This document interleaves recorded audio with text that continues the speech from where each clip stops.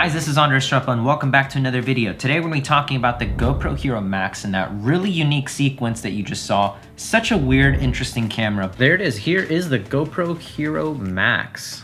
This is definitely a really interesting looking GoPro, not like the other ones. And it has two cameras on each side because it is a 360 camera, which is what this review is going to be heavily focused on. I haven't used a 360 camera at all on this channel, or at all in general. Now I know for a fact I'm going to have to connect this to my phone because this pretty much entirely works with your phone. How you edit the footage, how you get the footage off of here. You can basically edit in here, reframe everything, which I'll go over that in this video. So now it's gonna search for the GoPro Connect camera. We are officially good to go, other than the fact that we don't have an SD card in there. So let's get that in there and then start shooting with the GoPro. Wow, how does this look? We are now filming on the GoPro. I hope this looks pretty good with this nice light setup. Give you a quick spin around the room. This is how this looks. That's trippy.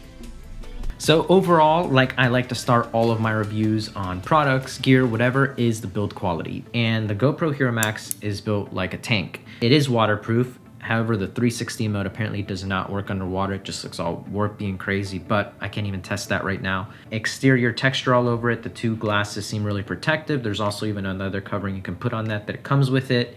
So I really like that because I would feel super confident and fine taking this wherever. And if this were to fall, I don't think anything would happen to it. So build quality is A+. And now the main feature, what I think that makes this GoPro, of course, more unique is the 360 mode.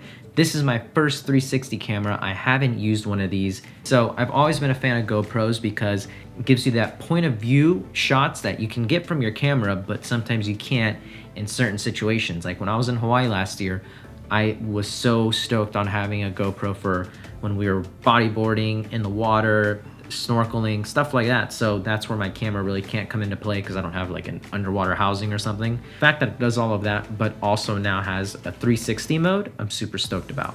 And I found it kind of funny that it has a screen on the front because it's a 360 camera. Like, even though you see whatever image you do, it's like, what's the point? But I guess if you're using like a normal GoPro, that's how it would come in handy.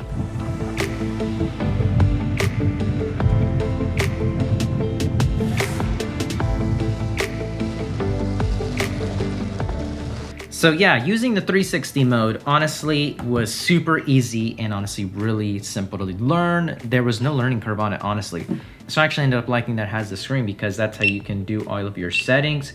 So you just pop into 360 video, 5.6K, 30 or 24. And the touchscreen on the GoPro is really easy, really responsive. So I like that. And just start recording. And then you just basically have to think about where you want these shots to be. I wish I had this whenever I was using for those one wheel shots, but. Okay, so I don't have any sort of stand or selfie stick for the GoPro Max. And with everything going on right now, we can't go get one. So meet the GorillaPod Max. This will do. So wherever you're pointing that camera, you can basically get any view of that. And so that's where it's really cool because now you can create sequences based on where you put the GoPro. So when I was riding around with the one wheel, I was basically putting it like around the one wheel, getting like a really low ground shot, and then also like just moving it around me. And then one thing that I do have to note that I was kind of really surprised is that there wasn't a slow motion mode in the 360 mode.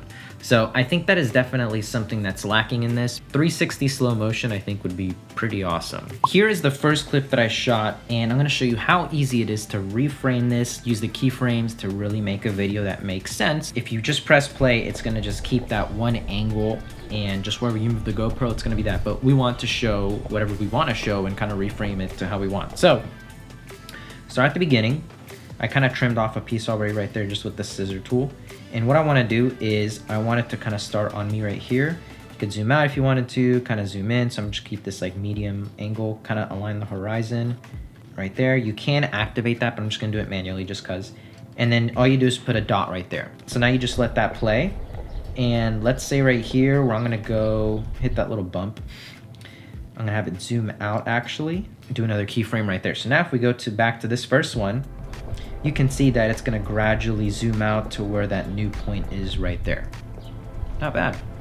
So So now keep going, let's keep watching this, see what happens. So I'm gonna go into the street right there, and let's say that right there, we're gonna flip to this view and kind of zoom in a little bit to show where we are. Hit a keyframe. So now if you go back, play that, you're gonna see it's gonna gradually turn over there. Bam, cool. So now let's keep going, see what's going on right here. Now let's kind of start shifting back to right here. It's already easing it in. So you can see right here, it's automatically easing in between. And what that means is just gonna be a smooth ease in from that last keyframe to the new one. So it's not like a jittery move or something like that. So I like that. So let's see what else happens. I didn't move it as much as I should have, but in the next clip, you'll see something. So now I moved it. So now it's behind me. Let's kind of zoom out a little bit to get more of a perspective here. Another keyframe. And then keep going. So now I brought it down really low. So let's just say that we want kind of like this angle right here, more focused on the one wheel. Turn that around a bit, however you want. Pinch, zoom, turn, whatever. You can do whatever you want like that. Hit a keyframe, keep going. And so let's just stop right there and then let's save that. Save draft, and let's just see what we did. So here we have the video starting, kind of zooming out, focused on me. By the way, this is with the Gorilla Pod that I rigged up with gaff tape. Works pretty good. Already, one of my favorite things I love about this is that it's so smooth. You know, for 360 video, that's pretty awesome because it would suck to look at this all jittery. But really smooth, going really nicely, and just wherever, like I said, wherever we put the keyframes is where that video is gonna be. And then the 360 photo is pretty cool. So here's a photo that I took right here of me on the driveway, and you can kind of just go and either pick your frame, whatever you want, rearrange it, zoom in, zoom out. I just think this one mode is so funny. That's hilarious. It's just me on this little world. So now let's do a quick audio test right in here.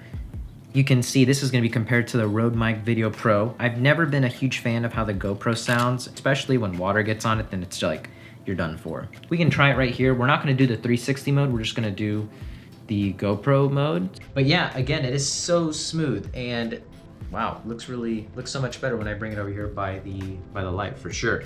So definitely curious to see how the audio is gonna sound. This is on the GoPro. This is what it's like on my camera and my video setup.